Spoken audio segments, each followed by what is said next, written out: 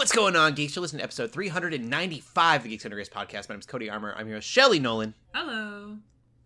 And Lj.Lowery. Yo. This week, we're geeking out about Dragon Age, bad movies, and questionable TV shows. But before we get into it, LJ, you went on a little bit of an adventure last week. I sure did. Let's give you the floor for a little bit. It was awesome. Tell us what happened. So for 7 straight days, I went to Orlando with a bunch of friends and their families, and we did 3 days in Disney World, and then took a day break in the middle, and then we went to Universal Parks the last 2 days. So it was really awesome. We did a lot of fun things, a lot of good rides. My takeaway, I guess, before I get into some detail is Disney is so we get into a lot of capitalism talk and a lot of things like that. I'd say that shows when you go to Disney World, like, it is a bit more structured and you have to plan a little more. They changed their lightning lane stuff recently that, like, is a lot more complicated, and if you don't have people connected onto the same accounts, it gets more complicated. And you have to buy, so, like, for example, Tron and Tiana's Bayou Adventure. If you don't buy the lightning lane stuff for those, to like the fast pass thing, you have to get in a virtual queue. So you have to wait till your group is called, basically, to go get in line. So that stuff kind of sucks. But overall, we had a great time. We went to Animal Kingdom, then Magic Kingdom, and then Hollywood Studios, which is where all the big Star Wars stuff is. For Animal Kingdom, I rode Flight of Passage, the Avatar ride, which is absolutely amazing. And y'all can see pictures on my Instagram. I have a ton of pictures. Flight of Passage was amazing. So you're basically riding the Ikron, whatever, through the Avatar program. So that was my highlight for Animal Kingdom. The Tron ride was my highlight for Magic Kingdom. And you basically get on a light cycle and just zoom across this roller coaster thing. It was so awesome. And you hear the Daft Punk music playing as you're going. It's only like a minute long, but I felt every second of that ride. Like, if I could have gone and re-rode that ride like 2 more times, I absolutely would have. So it was sick. I got so they have this Tron Identity program where I don't think I've posted pictures of that yet, but you can customize. You can choose your helmet and your armor, or your like body type, and you take pictures in this pod and you record. You get to choose 6 voice lines, and so you record voice lines for the action figure. So when you turn it on, you can see my face like inside the helmet, and then you push a button on the figure, and it has voice lines that I recorded. So that's super cool. And then Hollywood Studios, we did Star Wars, all the Star Wars stuff amongst, like, the Toy Story, Pixar stuff. So what we did was, me and my friends, we started off the morning getting lightsabers built, which I probably should definitely make dedicated posts for. But basically, you get to choose like the style of lightsaber you want between, I think there's like 4 or 5 of them. And then you get to choose your color. There's a big old presentation. One of my top geek out moments is like, when the guy is explaining like what the lightsaber is and he shows it, the music just changes, like it just and it's just like, I geeked out so bad, like and so felt like that a was kid, cool. kind of, you're like, yes and it's yeah. definitely that it was one of those really cool moments. So we walked outside on the way to Olga's Cantina, which is a Star Wars bar we went to. Right. We ran into somebody in costume, and then so they're like color check, and so like they're asking what colors we got. And my buddy, he made a Sith saber because a few years ago he had already done it, and so he's like, yeah, red. And she goes, oh, well, I need to stay away from you. Like, she was like in character and everything, right? And then we walked by somebody that we walked by Rey basically, and she was like, she did the same thing. She's like, color check, like, like. And then so she was sketched out by my buddy who had the Sith saber, and then we walked by the other one of the other people we had talked to before, and my buddy asked her like, oh, where's this shop at? And she goes, well, I can't tell you. And then so she went and one of us had to ask her because she wouldn't tell him. I was like, that's pretty dedicated right there. The cast, wow. the people there are like great. They get into character. we went to the bar. So Olga's Cantina was cool. You're allowed 2 drinks, and there's these different kinds of drinks. And you can choose alcoholic, non-alcoholic. I had what's called a fuzzy tauntaun. And it has this stuff that makes your lips and your tongue like tingle and like a little numb. Like, oh wow, it was really cool. And then we've had some there's like some veggie chips you can order, like they're called like Batu Bites or something like that. There, instead of getting a second drink, I got a souvenir cup that's looks like a tiki cup, but it shows the Battle of Endor. So that was super cool. We were in the bar talking to the guy, and he's also in character. And so my buddy goes, "Hey, you should ask him if he wants to buy some death sticks." And so I did. I was like, "Hey, man." So as we were like checking out, I was like, "Hey, man." I was like, "You want to buy some death sticks?" He goes, "Whoa, whoa, whoa." He's all straight out the gate, bro. He's all, "We just met." Like, all this stuff. And so it was really funny. Wow.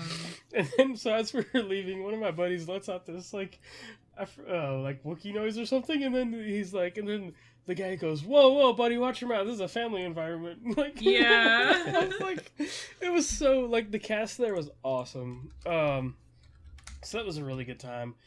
My highlight ride for Hollywood Studios was Rise of the Resistance. I really don't want to spoil much, but that is a 2-part ride. And there's a moment, and I rode this with one of my other friends who has never been, everybody else I think had ridden it before. But when we get off this first part of the ride, we just kind of like jaw dropped and went, "Oh, like crap." So it's the concept is basically that you're joining the Resistance, and then you get captured by the Empire, and so that's kind of where the 2-part idea of the ride comes in. So it was super cool. We had a rest day. We went to Disney Springs and stuff like that. Went to Raglan Road, which is a Irish restaurant pub, and that was awesome. We went to this place, Gideon's Cookies, which is usually like a 2-hour wait if you want a cookie, but we got in there in like 5 minutes. It was like right by there. Cool. Disney Springs was legit. So for Universal, I definitely did a lot of the Harry Potter stuff. First day we went to Diagon Alley, which was really neat. I didn't get my wand yet till the next day, but the FOMO hit me because you can walk around that area and do like different magic stuff like that, like around the place, and it makes like interactive. So yes, so they remind me a lot of like the Disney magic bands in a way, where like using your magic band at Disney does certain things. So there's stuff where you can stand. So there's this part where there's this like floating umbrella thing.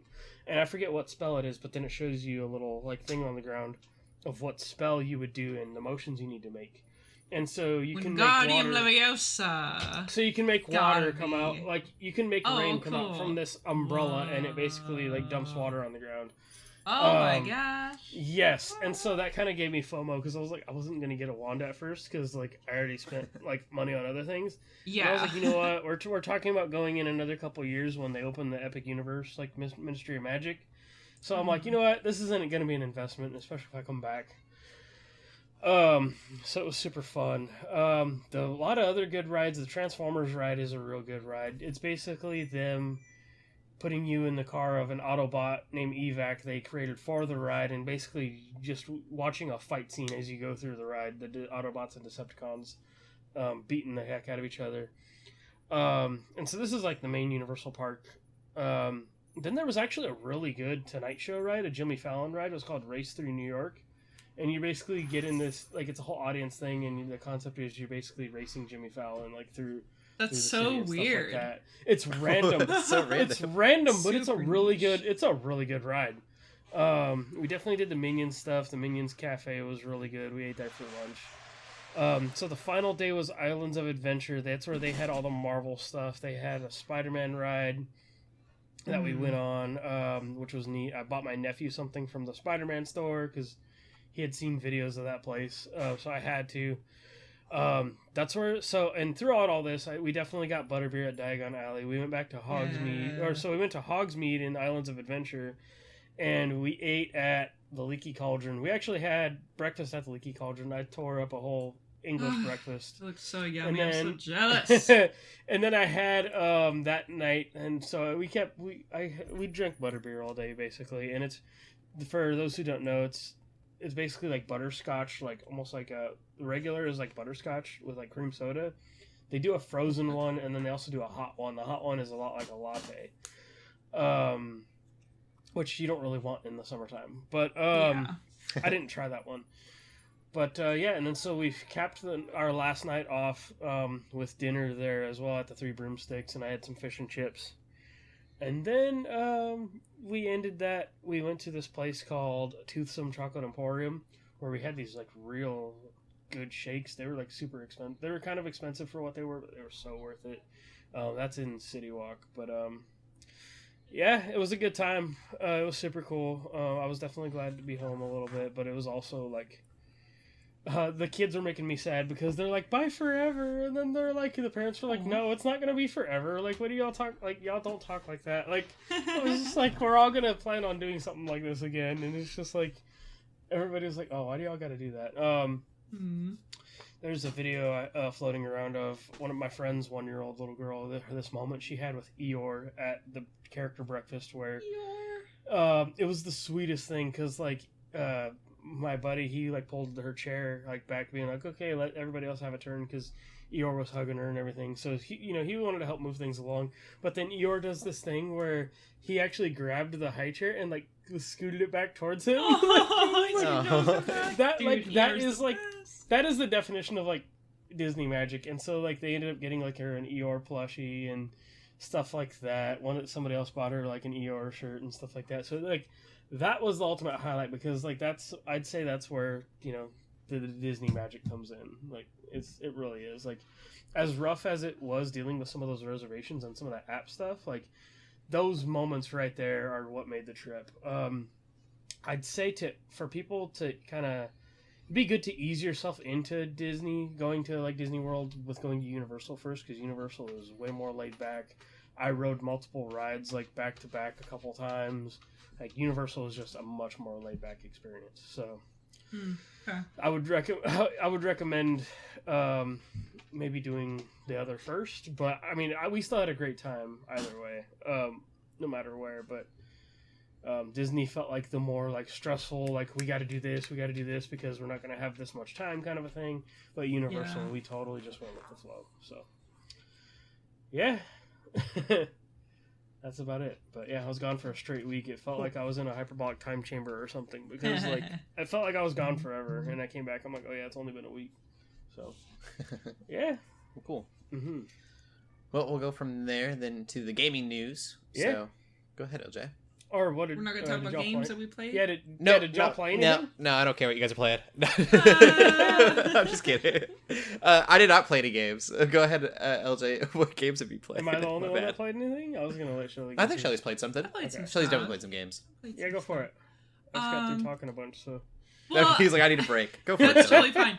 So I'm still on a Stardew kick, but this time, so I was playing co-op with one of my friends who's like fairly experienced with Stardew, and we would like play together. And then I got COVID, sucked. No. And then I somehow wrapped my husband into playing co-op with me instead. Plus my other friend was busy, so I was like, well, now we can play Stardew together. And now like he locked in his like Minecraft brain like into Stardew, so now we're almost past where I am in like my personal world. Like, we booked it. We played so much, and like, what else are you gonna do when you have COVID, right? Played so much Stardew, and I don't really even have necessarily anything to say about it, I don't think. Just like, I played so much. And I remember, Cody, when you were talking about how you were playing and you're like, you were getting really far, and I'm like, dang it, that's me now. I've become you in that way. So that's kind of funny. The other thing I played that's new is I played the TMNT Splintered Fates. It came out on Switch, I think back in like June, but we finally got it, and we actually... I almost bought that before I left, but I didn't end up doing it. Yeah, so, because obviously I've had my eye on it for a while, because obviously I love TMNT and Hades, but my brother-in-law was over this weekend, and we all love TMNT, so we're like, this is a perfect opportunity because it's co-op, and that's the thing that, you know, Hades isn't co-op, but this one is. So you can choose your turtle, and they all have kind of like different abilities, different starting abilities, different sort of builds. So I was playing like Raphael, and he's more of a crit based guy, which is perfect because I kind of like playing crit based characters and sort of builds, and just as roguelites kind of do, you get different abilities, different Hades builds. can really help, like from a Hades standpoint. Huh? That crit, like when you get like up your like crit stuff and like, your stats in Hades, like if you go for that kind of build in Hades, that can really help a lot too. Oh, so. Totally. Yeah, and there's like obviously so many different strategies. And you kind of have to like go with whatever the run gives you, right? You may be like, oh, I really want to do this, and then it gives you something else. But it was really fun. Again, just also because there were 3 of us, and being able to all kind of have our own different builds that we're trying to like use and strategize. So like my brother-in-law would play either Donatello or Michelangelo. Donatello is very like defensive based. Michelangelo hits a lot, and he has like big spacing. And then Leo, I think he's more of a combo guy. I'm trying to remember exactly what he does, but I think he's more of a combo based character. So it was great. We finished a run. The one problem though, it's that it's pretty buggy, and for the most part, doesn't really matter. It's not really like a lot of them are kind of like visual bugs, or just like little things that's like repeating dialogue or whatever. That's like, oh, this definitely shouldn't be happening or whatever. Or like just little bits of jank. That's not too bad. It did crash one time because there's a store mechanic where you can like go buy stuff every once in a while without the run, and they were selling something that I've never seen them sell before. It was like an ability that I was like, I have the money, I'll buy it, and then it crashed, and I was like, it was too good to be true. It was not supposed to be there. So that was too bad. And the other thing that's a little too bad, and the problem is that I legitimately, I actually need to like look up a video of someone playing it at this point, because I've tried looking it up, and it's hard to tell if it's a glitch or intentional, because there's different item drops you get for the bosses that you beat. The bosses are all very fun, by the way. But the final boss, which I won't spoil, I won't say like kind of what's happening, but the final boss of the first run or whatever, there may be like some true extra boss final, super duper final boss that I don't know of, but like the regular final boss in the run we beat, because we like beat the run. It said we beat the run, but it didn't give us the item drop, and we're like, wait, is that supposed to happen? Is that like, are we supposed to like, is it only after the first one do we get it? Which could be the case. It could be only like the first, like the second run, we have to beat them again. I don't know, but it was a little bit disheartening, because it's like, oh yeah, you got your first run, but also you didn't get this upgrade, this item that you need to be able to upgrade. So you get different upgrades, things like that. So it is super fun. A little unfortunate that it's so janky, but it is what it is, kind of, I guess. And for a mobile game, it's very good in my opinion. So we're still having fun with it. My brother-in-law is leaving, but I think Daniel and I will probably try just the 2 of us and see how it goes. Pretty hard. And again, similar to Hades, there is sort of like mechanics once you beat a run to be able to kind of like make it harder and get bigger, better rewards. So I think that's cool. There's also, again, sorry I keep comparing to Hades. Really is, it's like, it's not just a roguelite. It is also so similar to Hades specifically in the way that's designed. Which is great and fine. And it definitely is a different game. Like, there are definitely different things about it, but one of the things that impressed me is like all the different dialogue options. Like, everything's voice acted, which is really cool. I wasn't really expecting that. And enemies will react to you when you do certain things. So there's like a emblem, there's like a item you can carry that is the Foot Clan symbol that will make it so you're more likely to get flame elemental abilities, which are really good for me because it's more crit based stuff. So that's why we had it on us. And then Karai is actually one of the bosses that you can fight. Oh, cool. And she's like, how dare you wear that symbol? I'm going to make you regret it and stuff like that. So that's pretty cool. And there's, kind of got to a point where like sometimes the characters would not say anything different. But then like if we ramped up the difficulty, then they'd say something different. It's just really cool, really neat. And voice acting is really good. So Michelangelo is Yuri Lowenthal. Nice. Raphael is, I forget his name, but I'm pretty sure he's the voice actor for Knuckles and a lot of stuff. I could be wrong, but I think he is, which like totally fits. Anyway, it's really good. It's just a shame that's so buggy, but it's not so buggy that it's causing extreme distress or anything like that. So, yeah, we love the Turtles. We love those guys. Cool. So that's what I'm playing. I didn't play much. Okay, yeah, go for it. I just played. So I played a lot on the flight. On the flight to and from. But I played. I forgot I had the port for Red Dead on my Switch, which is a really good port. So if anybody is interested in checking that game out and doesn't have another way to play it, I recommend it. Another port I actually really like that I went back to is the port for Dying Light, that like first person like zombie parkour game. That was really good to go back to because I was just like, no, let me switch it up a little bit. And so it just kind of impresses me when like these companies, some of them do get it really right, and like there's almost like a 1-to-1. Like I really don't see a lot of differences in these two ports I've played, like than maybe what would be in the original. Because some of these Switch ports, they make sacrifices, for a lot of things like Assassin's Creed games or some other games. There'll be like less people like on the map or like less, like random NPCs roaming through these towns and stuff like that. But no, these are two solid ports, and I just wanted to highlight them real quick and recommend them. Dying Light's always on a deep sale now. I think you can get it. There's like another game I think you can get it with that's like super cheap these days, but really good Switch port. Like, if you don't have another way to play those. So cool. Yeah, that's all I've been playing. And then gaming news. Cool. Yeah, let's go into it. Yeah, things are looking pretty light for gaming. They probably won't next week because we have Gamescom coming up. Yeah. The first one I put here mostly because I'm a sucker for MonsterVerse stuff, and it just seems kind of random. But they put out a trailer today for Kong Survivor Instinct, and so this is a 2.5D like side scroller, like almost like platformer kind of thing. And so the idea is that you're this guy who's looking for his daughter, and it takes place, I believe, somewhere around, I think after Godzilla vs. Kong, but it also ties to all the MonsterVerse stuff and after Godzilla King of the Monsters, because there's a big titan that you're kind of like running from in most of the game. But there are segments where you can actually apparently call Kong to like help you like with the monster.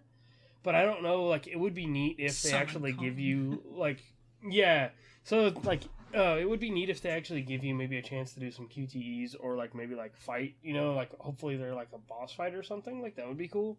Mm-hmm. It reminds me a lot of, there's an indie game, a zombie indie game that came out some years ago called, like, I think it was, like, Deadlight or something, but it was, like, very much the same kind of, like, you're running through a side-scrolling, like, post-apocalyptic, like, rundown city. And this looked a lot like that to me. This is definitely not they had a Kong game come out late last year, that was really bad. This doesn't look like it's going to be amazing, but it doesn't look that bad either, so I'm definitely going to check it out. Like, I'm a sucker. The cutscenes surprised me. It looks like cutscenes out of like a little bit older like horror game. Yeah. It doesn't look like a Kong game at all. Right. It looks like a survival horror game. Almost I saw somebody on TikTok said it almost looks like a Cloverfield game. And I'm like, oh, yeah. I would actually really love that. So if that's what this ends up feeling like, I'm okay with that. Like, I love Cloverfield. So those Titans, those, like, some of those early, like, Titans that, like, they had Godzilla and Kong fight across the movies did look very Cloverfield-like. Especially in that first Godzilla movie, so... Yeah, I'm down with this. We do have a few important release dates, though. So if you are a PC player and you've been holding out for Final Fantasy 16, you can now check out a demo for that. Like, they put out the demo when they announced the release date. So that comes out September 17th. So that's coming out very soon. Really cool game. Really good game. I'm excited for more people to play it. Yeah, and there's nothing wrong with more platforms getting a chance to play a really good game. I wonder what the specs are on this thing, because that's Probably I imagine you have crazy. yeah. Honestly. It honestly comes out the same week as God of War Ragnarok comes out to PC, so like Yeah. PC players are going to be eating real well in September. So yeah, and then the other big one is Dragon Age Veilgard drops on Halloween, which Halloween, is like that's crazy. Dead Metal Week. That's like a Wednesday or something. Why did they do that? Why didn't they do like that Friday? Why did it have to be on Halloween, bro? They definitely did it just because. Busy, man. I'm Oh, actually and what I care about, I don't know if you guys care about, they the Pokemon trading card game Pocket is gonna come out like the day before or something. It's like I think really? October 30th or something. Yeah, it's like end of October. So that's also a thing. I'm like, okay. I mean, excited for them both. I'm excited for Veilgard. Yeah, it might still be Pocket bad. thing sounds cool. I'm a little nervous, but yeah, I'm gonna play it and I'm gonna have fun probably. That reminds me, I wanted to get your thoughts on it, but you didn't podcast with us last time. But they put out the Pokemon Mystery Dungeon. Yeah, on the Switch they just Online. have the OG. They could just play for free now, which is awesome. Yes, but I was like, it's like I was telling Cody, those games are pretty good. Yeah, they're good games. It's a little bit. It's kind of the fact that they remade it. It's like I don't know. Just play the original. I would say if you were like on the fence, you're like, oh, I heard these were good games, but they have a remake. Just play the original. It's free. Just do that. Yeah. It's just as good. The pixels add a lot of charm, and I never actually finished the remake. I need to go back and do that. I started it and I didn't finish it, so I'm also still playing through Explorers of Sky, which is nice. One that was on the DS. So good games though. Mystery Dungeon games, very good. If you've never tried it, definitely give it a try. Yeah, I just did want to mention that because you mentioned the Pokemon thing, but heck yes. Hopefully, Dragon Age turns out to be everything you want it to be. I know. I hope so too. The trailer, it was better. But it's like, and again, I have some forgiveness for them because they did have like a gameplay showcase where it was all gameplay. So like, I'm not actually giving them that much flack, but I am giving a little bit of flack of the fact that there were literally only like 1 or 2 seconds of gameplay. It's so weird. Dragon Age trailers are really weird. They're either all cinematic, or they have like janky gameplay. And this was like kind of in between where it was showing off a lot of cinematics from within the game, but not really the game itself, like as far as gameplay. But there were incredible implications. Big people showing up, big things happening that if you're a Dragon Age fan, you're like, oh, so I'm excited about that. Yeah. I'm gonna do a launch party for this game. That's cool. And we're gonna maybe like dress up as some of the characters because again it's so close to Halloween and might as well. Yeah, might as well. And we might watch that bad. I don't remember what it's called, but I think there's a movie that has like Cassandra. It's just like all about her. It's like not very good, but we might just watch it anyway. There's also a movie with I don't remember her name, but she was like so popular for a while. Dang it! Someone knows what I'm talking about. Someone knows. There's like a movie with her. I don't remember his name. It'll come to me later probably. But there's just like weird random Dragon Age movies out there that are like bad. Yeah. But we'll probably watch Cassandra one. I remember the Cassandra one because I remember seeing her in like Inquisition or something, and I'm like, oh, that's that one character from that one movie. Exactly. So she gets like her own thing, and I do love her as a character. So like that'll be fun. And plus, Dragon Age has I don't own it, but there is a cookbook. There's like an official Dragon Age cookbook that has like Dragon Age inspired recipes and stuff, which I think is super fun. So I may try to scope online and try to find something and be like, oh, I made this thing from Dragon Age, rah. So nice. Anyway, Veilgard, baby. I'm not calling it the Veilgard. I'm calling it Veilgard because the Veilgard is stupid. It's bad. I hate that. Just say Veilgard. Yeah. Yeah, they even changed the title too, so it's like, okay. Yeah, not the Veilgard. Yeah. Yep. Yeah. Cool. So that's gaming news. Movies. Sweet. we'll get into the movies then. Shelley, we'll start with you again. Yeah, I didn't watch anything new. I actually watched Deadpool 1, but I still haven't seen the new one. And I don't really have any thoughts. I've already seen it, so I just remembered that I watched that. What I watched again recently, though, was Hundreds of Beavers, and I preached about this before, and I'll preach about it again. Yeah. If you like, we've talked about this. if you like Looney Tunes, if you like those kinds of old school cartoon movies or cartoon shows, this is the movie for you.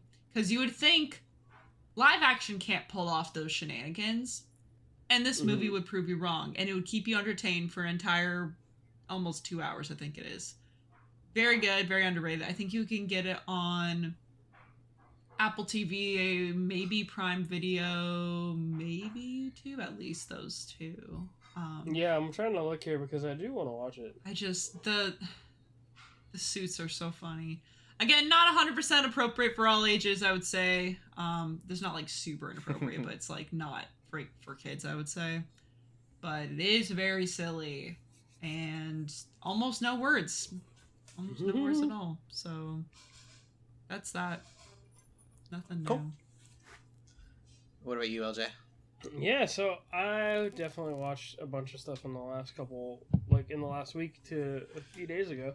The first being that I watched Madam Web, which which connects well with our news, actually. Yeah. I definitely watched this with my buddies, and it was the most hilarious thing ever. So watching movies with friends is just like an underrated like bonding time for sure. Oh, totally. I love that. We definitely like roasted that movie so bad.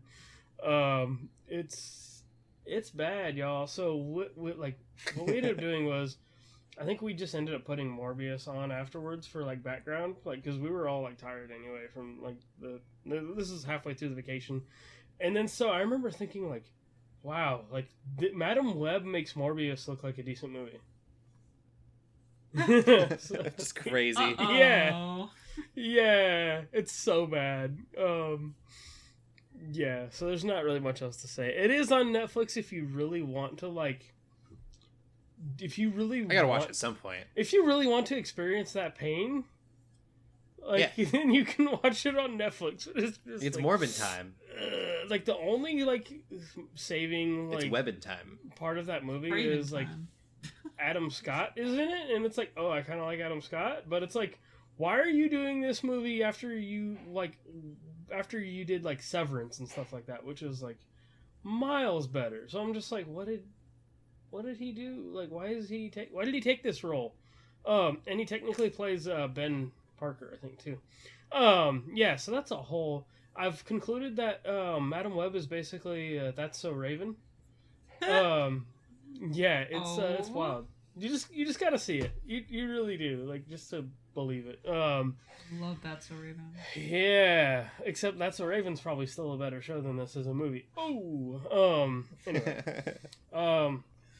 So I watched that, and then because of all the Universal stuff, I started rewatching some of the Harry Potter movies, because like I would consider myself a lapsed Harry Potter fan. Like, I remember loving the first two movies. Prisoner of Azkaban I had some memory of. Goblet of Fire I definitely liked. Like, that was, I remember watching that one, but it had been so long. And then like up to Order of the Phoenix, and then so what I decided to do was, instead of watching the first and second movies like I've probably done over again, I restarted from Prisoner of Azkaban because I had a mad delay for what they on my flight for what they called a FAA mandatory rest for the crew. So my flight, initially I was going to leave Atlanta at 11, and then I ended up staying till 4, so I was like, I got time. So I went and bought lunch. Yep. And then I was like, whatever. So I watched Prisoner of Azkaban on my phone. Heck yeah. And then Nice. took a little break and stuff, and by that time I was ready to fly home. But then I watched Goblet of Fire last night, and I really enjoyed watching that one again. That one might honestly, I mean, I think I always Chamber of Secrets was definitely always my favorite because I read the book. Mm-hmm. But I think Goblet of Fire might actually be my favorite movie, just because it's so, like, it doesn't feel like anybody wins at the end of that movie. Like, it's just like That's very a good Empire point. Strike. Yeah. I don't think I've ever chosen a favorite Harry Potter movie. It's very Empire Strikes. My favorite is definitely the 6th one, which is maybe a hot take, but it's one of the few movies that like Harry Potter movies, I guess, that I distinctly remember watching in theater, and it has such a lighter tone, but it's still dark. Like, it has the kind of, they changed the tone and, like, even the visual cinematography in that movie so much, and I think it's super fun. I really like the 6th one, and the book, too. But probably my favorite book is the 3rd. Book. Order of the Phoenix, I remember liking the movie, but I only watched that, like, once. I don't remember the movie very well. I remember the book for Order of the Phoenix. But Goblet of Fire is probably, to me, Goblet of Fire is very Empire Strikes Back. Totally. Because okay. you know nothing is good is going to come from the things that happened in that movie. I like that comparison. And then so I definitely got Cedric's Wand because I'm a Hufflepuff too, and I was like, you know what, I'm watching this movie again, and it was just really cool to, like, I don't know, just see. I love how they expand on, like, the lore and so many different things with every movie, and I really like the build up so far, like, just through each movie. So I'm definitely gonna watch the rest of them, like, ASAP, because I can't say whether I've actually seen, like, the last 3 movies. So I'm like, you know what, I'm loving this. They got the Quidditch game coming out, like, at the beginning of September, so I'm just diving headfirst into Harry Potter stuff right now. So yeah, that's what I've been watching. Cool. I watched a couple things on HBO Max. They are the Justice League in Crisis on Infinite Earths. I've only seen part 1 and part 2, so I got part 3 to go still. That art style, I have still a hard time with. I did get used to it pretty quickly. I miss Justice League Wars art. Like, it was so great. Yeah, it was very well done. But, no, it's been good. The first movie, I would say, is better than the second one. Hopefully the third one kind of knocks it out of the park, and I think it will. I think that's where we're going to get, like, a lot more of the cameos and stuff. I've actually been kind of surprised at the lack of cameos, given that you have 2 movies about Infinite Earths. The nature of, yeah, you would think it would just be full, especially since it's animated. You can do what you want. Yeah.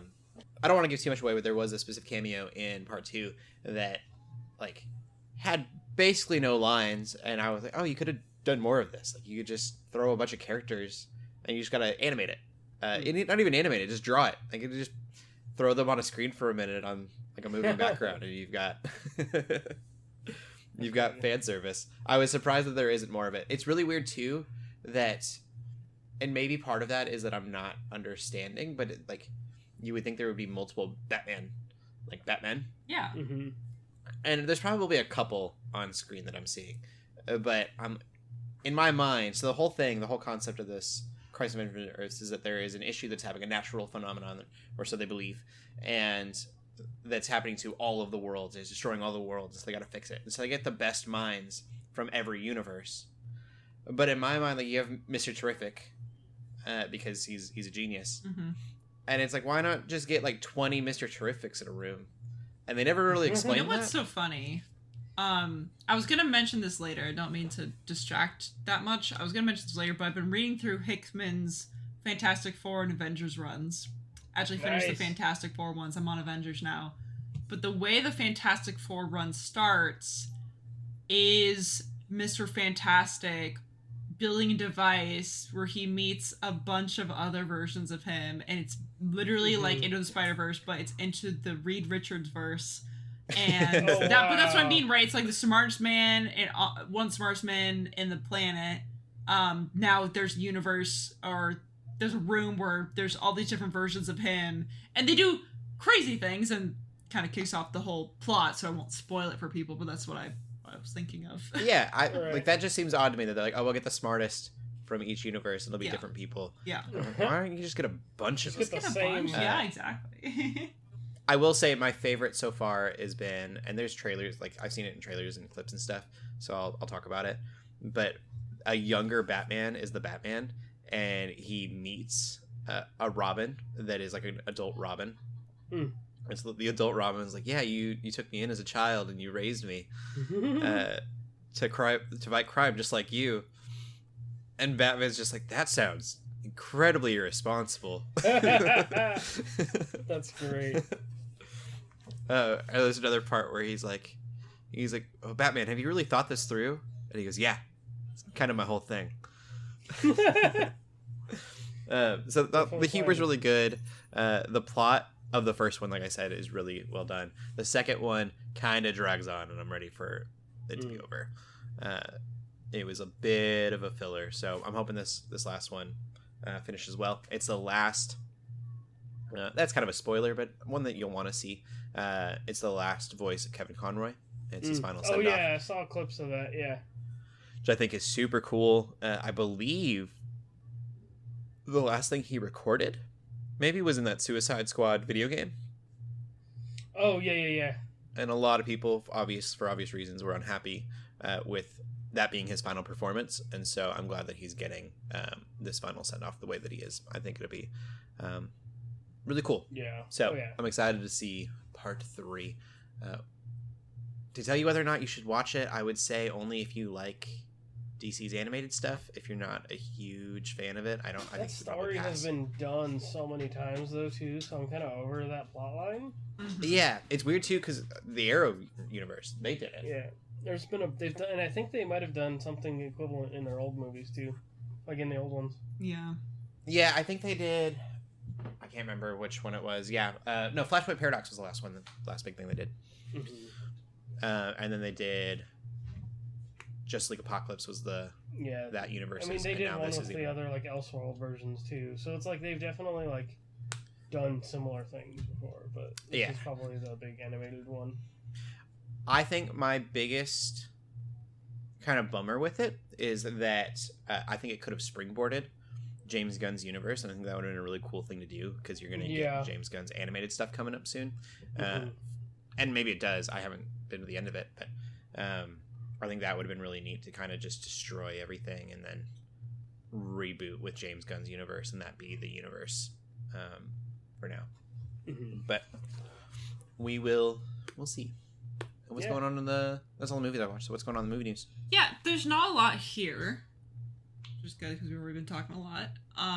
The one thing is James Gunn just talking about how he has delayed Superman largely because of the VFX artist, which, isn't super significant on one hand, but the other hand it kind of is because, one, we love to see finally some respect and, given to these VFX artists. They're kind of just expected to be amazing. That's why he did the entire year, I think I was reading it. Like, that's why he gave a whole year. Yeah, exactly. After filming. Just allow him to, do what they need to do. It does seem like you were saying a little bit like virtual signaling.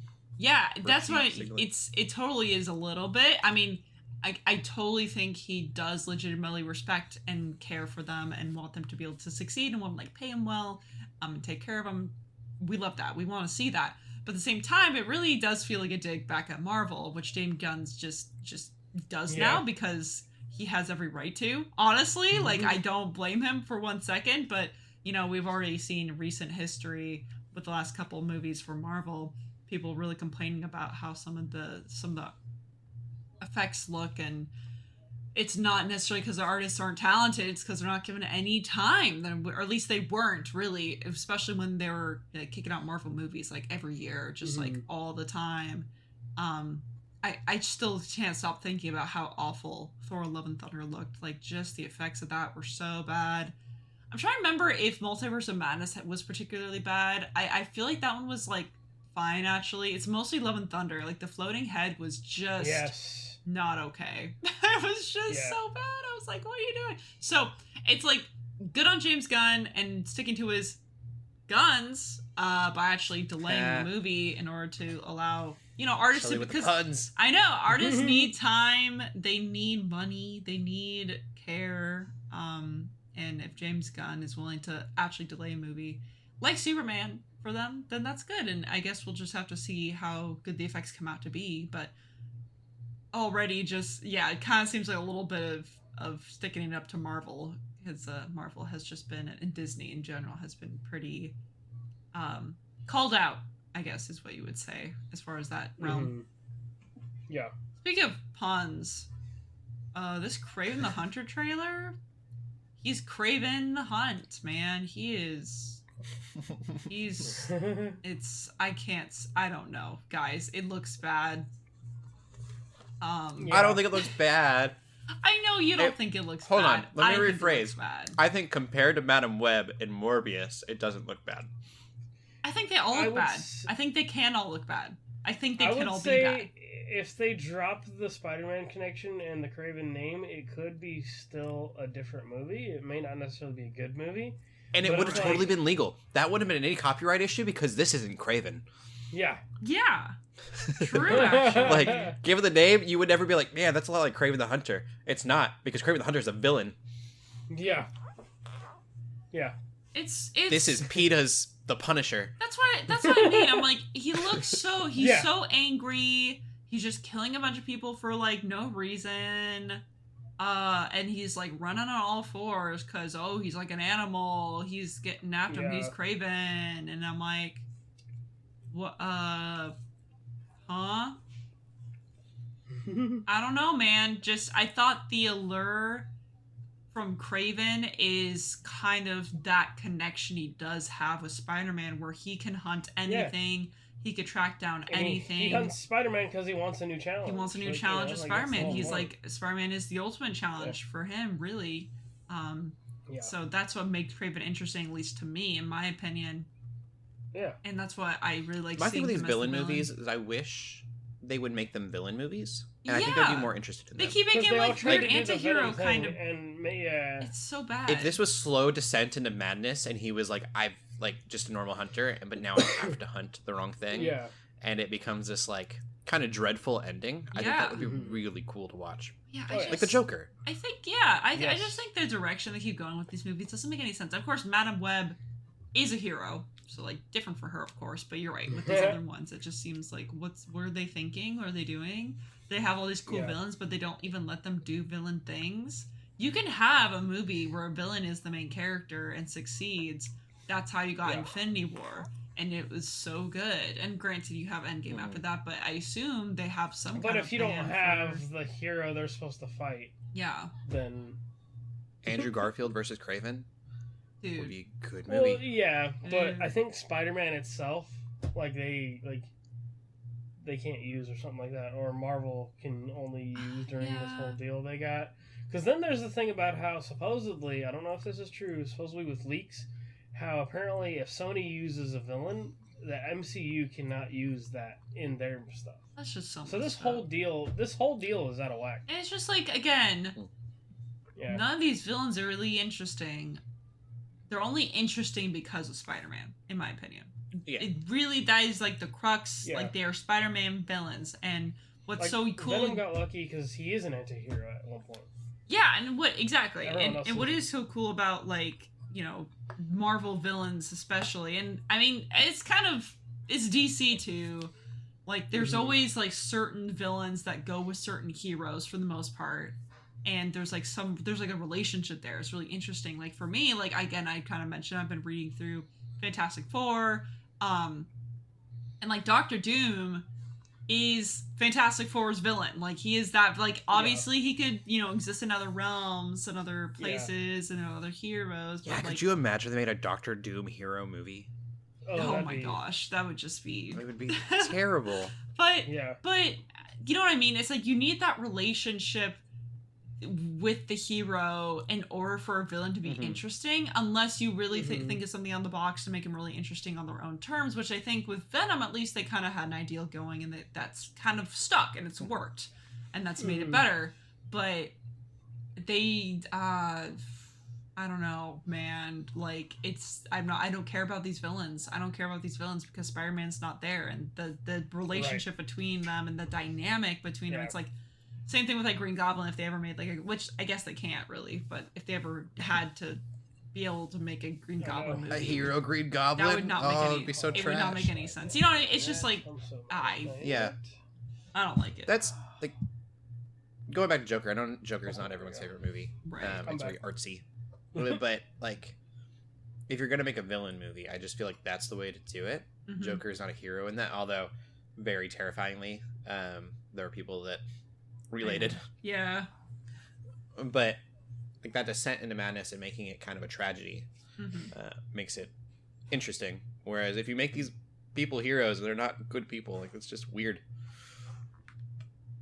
Yeah. And not fun. Yes. We have heroes. Yes. We want to see more of the heroes. Yeah, I don't get it. But it just looks kind of... you could watch it for yourself. It just looks like a guy killing. I think the elevator scene got me, because I'm like, dude, it's just every one of these movies has to have this elevator scene where there's like 4 guys pointing guns in the elevator. They're gonna shoot whatever comes out of there. Yeah. But for some reason they miss, and he just jumps on one of them, and he's running on all 4s, and I'm just... don't like it. It worked. It worked in the Batman because it was dark, and like the whole effect with the Batman is that you can only see what was happening when the guns were being fired off, and so it was kind of like this really cool thing where it's like Batman exists in the dark. He is comfortable in the dark, and they can't see anything, and so he's like owning them because it's dark, and that's like really cool. But here's just it looks, I don't get it. I mean, if he's on an elevator and they're all put into his chest, and then he's on all 4s down on the ground. Yeah, maybe they're just I caught guess. by surprise. Got him. Like, why is he running like a dog? What's happening? He just looks like an angry guy who just wants to stab people. That's all I can see from the trailer. He's no better than his father. Russell Crowe. Yeah. Which is also random, because that was never like a plot line in like with Kraven. Yeah, I don't understand any of it. But anyway, that's the movie. Your dad's a gangster. Yeah. I don't understand. I kind of like the trailer. I was like, but again, better than the other movies. I think the bar has just been set Morbius so does low for work me. because he's also like he also becomes an anti-hero at one point. You know, like he has his own comic book. You know, like I feel really bad for Jared Leto. I really want to like him. Yeah. I don't. And it's so hard to. Why do you want to like him? He's not a good person. Oh, that's fair. I like because he tries so hard with his acting. He does. You know what? Yeah, I do respect it. In the new Tron movie, and nobody wants anything to do with it because like he goes too far. He makes other people uncomfortable. Yeah. And then he'll but like monologue during his concerts. Yeah. We almost saw 30 Seconds to Mars. We thought about it, but we heard that he'll just stop songs midway to just like talk. I'm like, dude, you can't do that. Like, we're here, like, talk a little bit in between sets and songs, sure, but like, we're not here for you. We're here for the music, and it seems like I don't know. Yeah, that says a lot to me. You don't need to like Jared Leto. I don't like Jared Leto. I mean, you're allowed to not like them. Yeah. I just want to see him in a role where he's good. Yeah, which I do. I do so much effort. I want people to be excited for the new Tron movie, but they're not because Jared Leto is in it, and I'm like, ugh. Yeah. I think my favorite thing that he's been in, I don't even know if I have the right actor now that I'm saying it out loud, was that Ghost in the Shell movie that bombed. I don't know if he was in that or not. I gotta check now. What if I'm just got a totally different actor in mind? He's done good movies in the past. Like he is an award-winning actor, but he just got too full of himself and decided, oh, like I want to take this to the next, you know. Like the Joker. I would love to see the rest of that Joker movie, or like Suicide Squad. I would love to see more of his performance as the Joker in that. Fair. Because what I've seen hasn't been great. Yeah. And then Morbius, I was really like, oh, maybe he'll do good, and then it wasn't. Jared Leto was not in.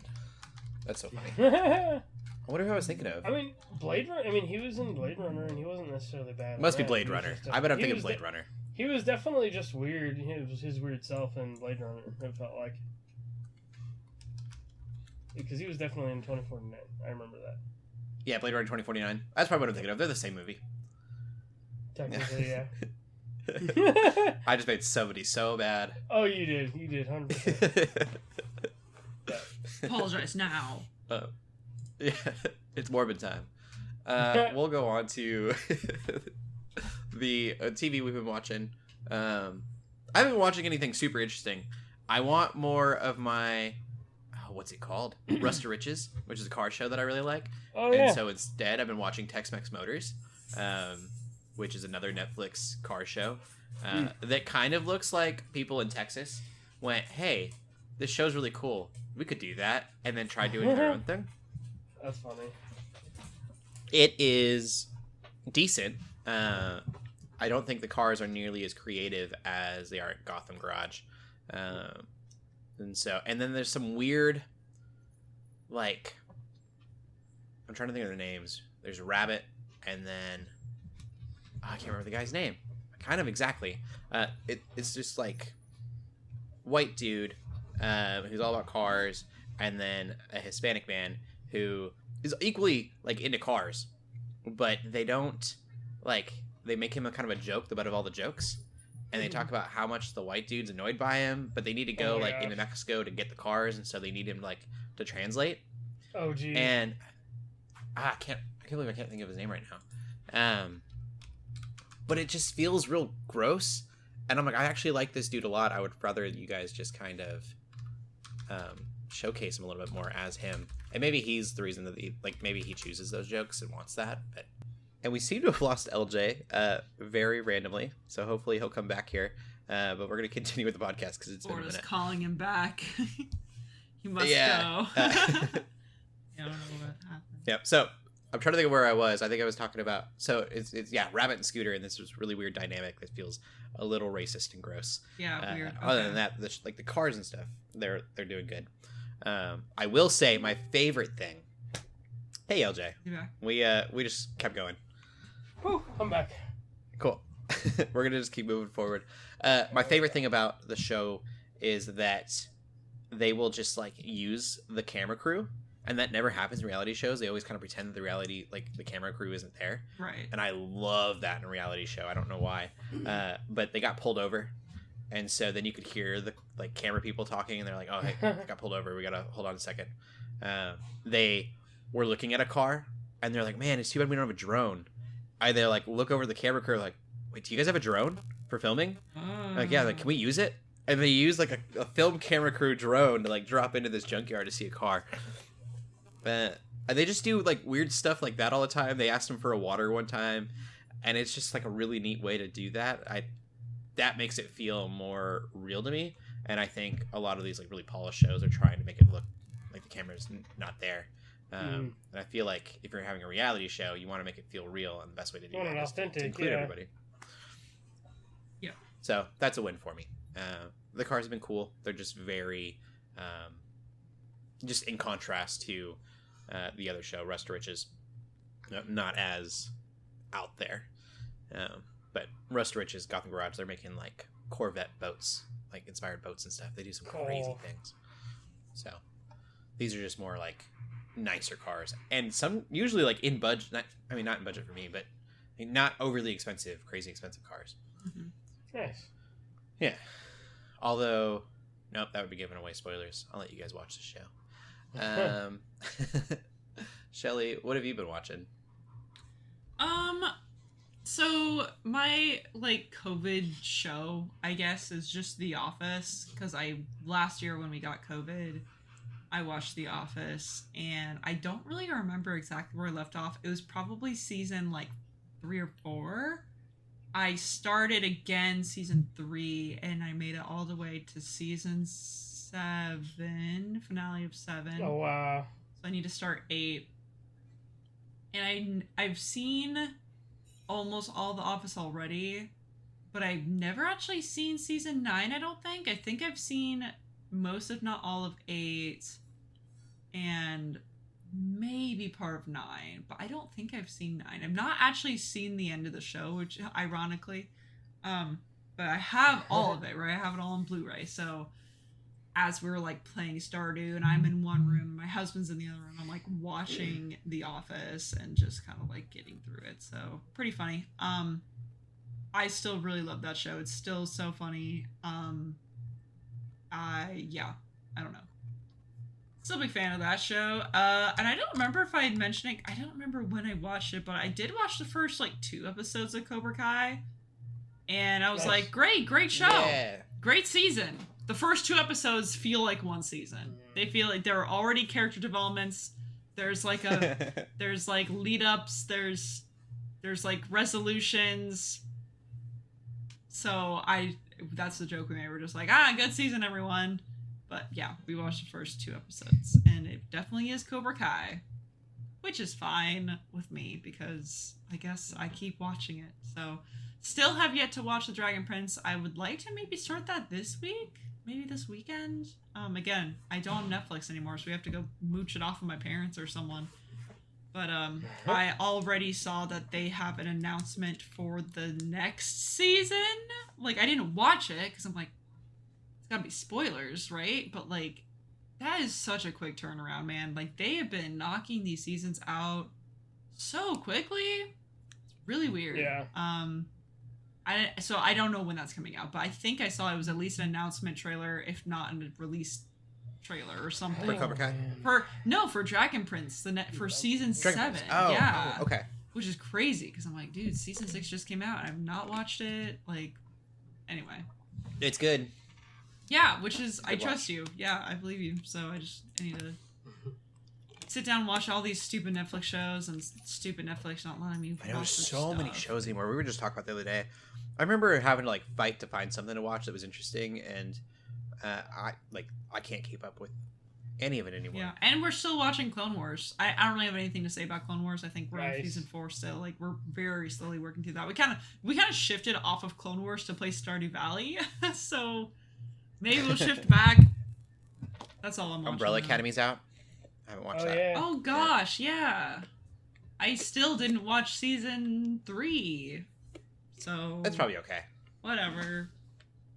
Yeah, I mean, you should finish it out, but it's probably okay that you waited. Yeah. And I can watch it all at once. And not have to- Anyway, that's that. I will say, season 1 of Umbrella Academy is the best. Season 1 is unfortunately. really good, and then it kind of went even crazier. But to be fair, if I'm learning anything about comics through reading Fantastic Four and Avengers, I really truly underestimated the chaos of American comics. Like, I've watched a lot of anime. Yeah.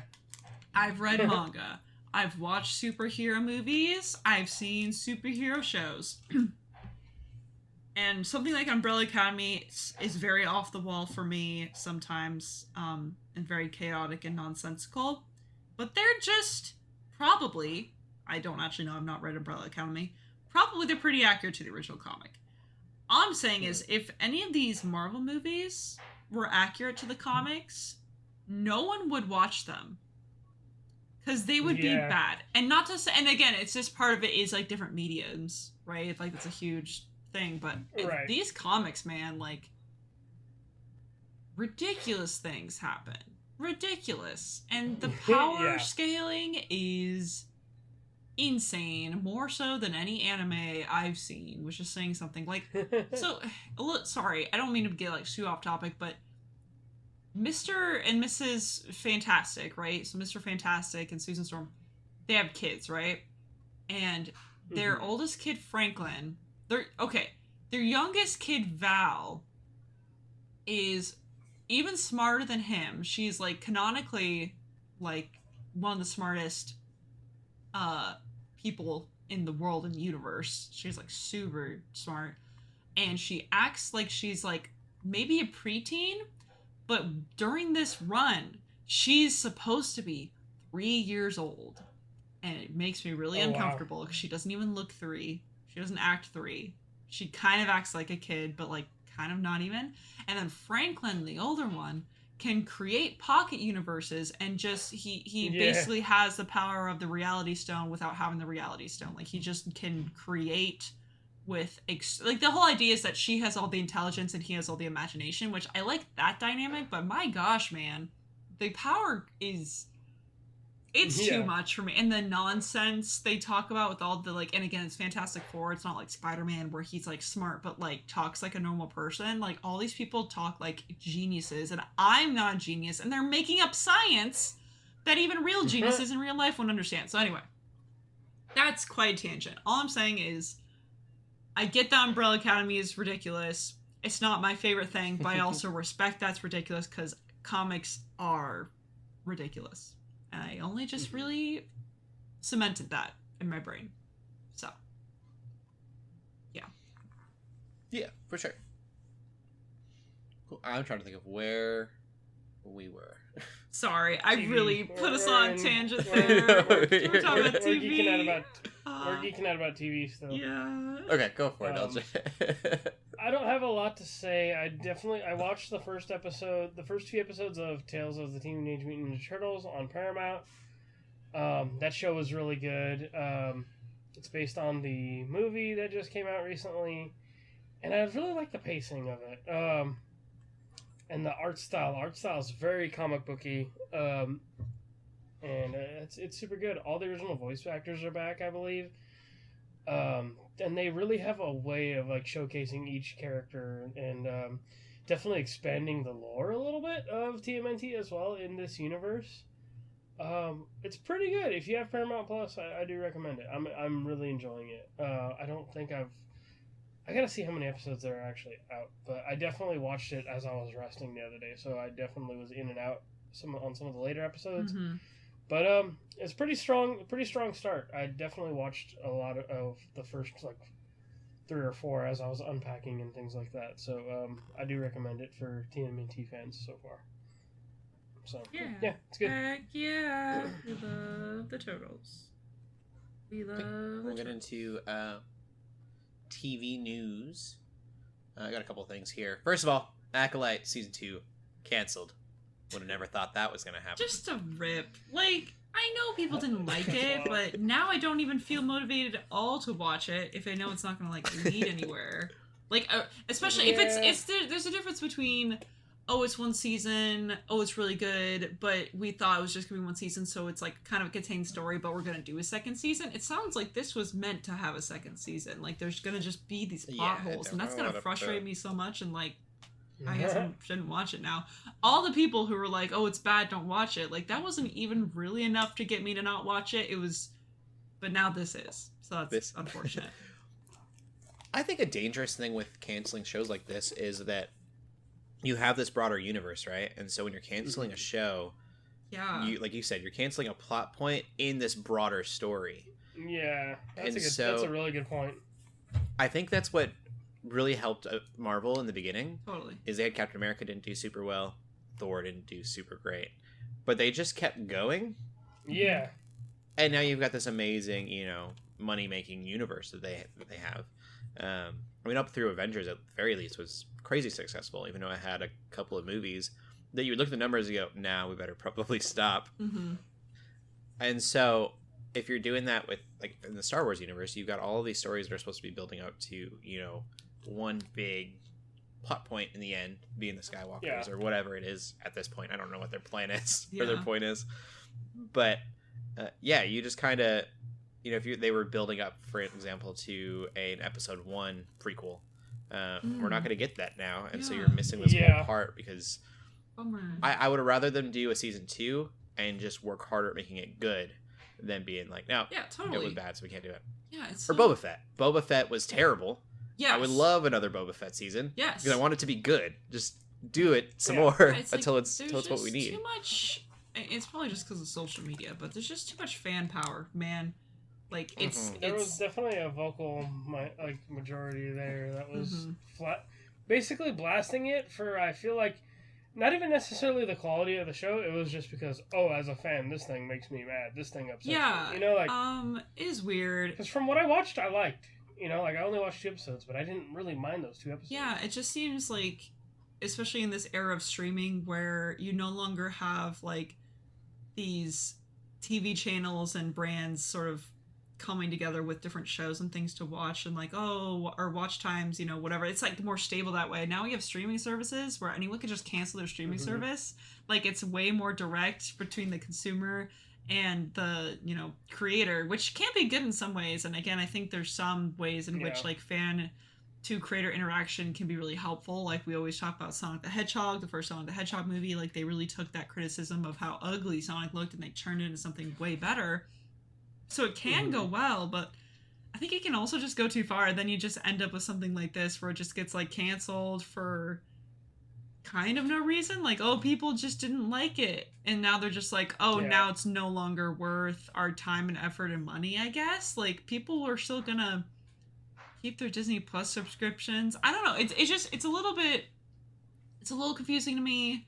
Like, I don't really get it. And I just think, I also think of something like Stranger Things, for example, where every season like changes quite a bit, especially seasons 3 and 4 are like very whiplashy almost in their tone. Yeah.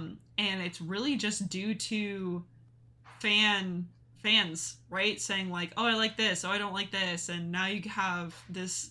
I really love Stranger Things. Like, I am excited for the next season, but been reflecting recently about like how many characters they have, because they're not, they don't want to kill off any of their characters because fans love them so much, and they know that, and if they kill off their characters, then fans are going to get really mad, and they just want to make all their fans happy, but you can't make all your fans happy, and now all of a sudden you're sacrificing what could be a really good story for what the story is, just pandering. So, not saying that's all Stranger Things is. I'm just saying it's getting affected in that way. There are very real aspects of that show and other shows where fans are like, oh, like this or that. I also think of like Ruby, for example. That's another show that, Rip Ruby, by the way, with all the rooster teeth. And I mean, I know they got bought out eventually, but released that show. I think it's under Viz Media now, but who knows if they're going to continue it. But everyone was like, oh my gosh, Bumblebee's going to be a thing. We love Yang and Blake together. Even though pretty early on, it seemed like there was definitely not some sort of relationship happening between them. And then like by the later seasons, they're in a relationship and it's felt really like weird and forced. And it's just because the fans were like obsessed with it. And then the creator's like, I guess we got to make our fans happy, even if it's not really what the story wants. It's like, this keeps happening, man. Like, fans have too much power. Sometimes creators got to create. Sometimes... Which is a big edge up that that movies have, at least not series, but like just like a single movies, like you just create something, you put it out there, and if fans don't like it, whatever. But you know, seasons of shows, it's kind of rough when you just got dogged on for one season, even though you have like, you know, there were so many shows where it's like, oh, season 1's not good, but season 2's good. I was just talking about The Office. Season 1 is not good. Yeah, it's not a good series. It's not a good season of television. Season 1 is really, but then good. You watch more seasons and then it gets better. It's like you're not allowing any room for growth or change, just like what you were saying, Cody. I also would like, you know, season 2 or season 2 of Boba Fett if it meant making it better, a good season, making it a good season. Yeah, like it's possible, but now you're just not even risking it. Like, it's unfortunate. It's just kind of too bad. Yeah, it's a bummer. Yeah, for sure. Speaking of season 2s. Yeah, we'll move on.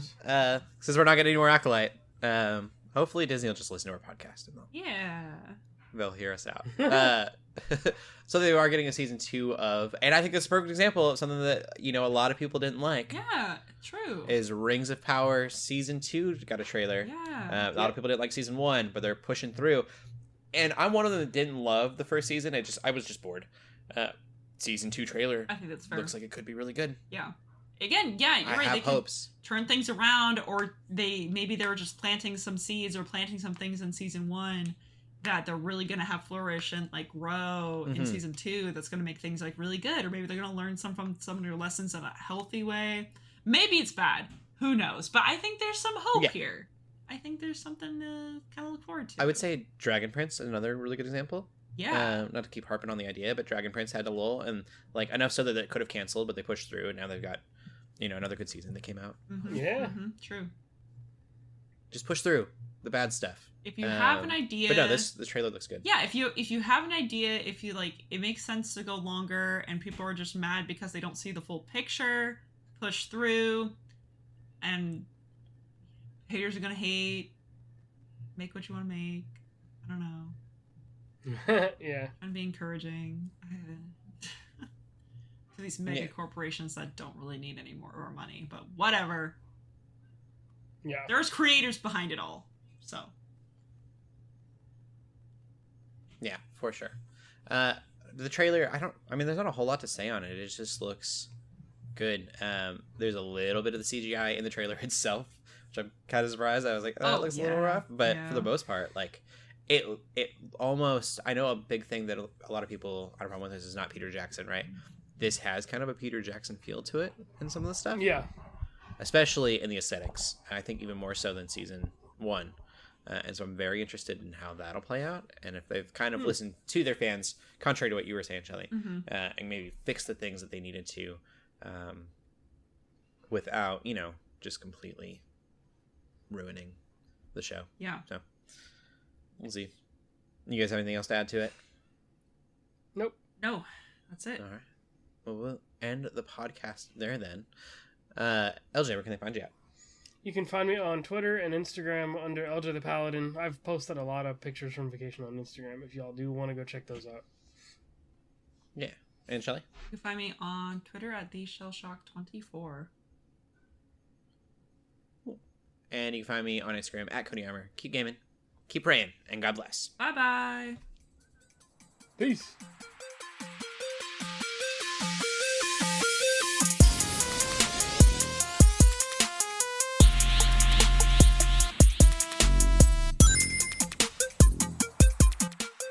We hope you enjoyed this episode of the Geeks Under Grace podcast. We love hearing from you, so feel free to ask us questions or just comment on the show by using the hashtag GUGcast on Twitter or by joining the GUGcast questions channel in the Geeks Under Grace Discord.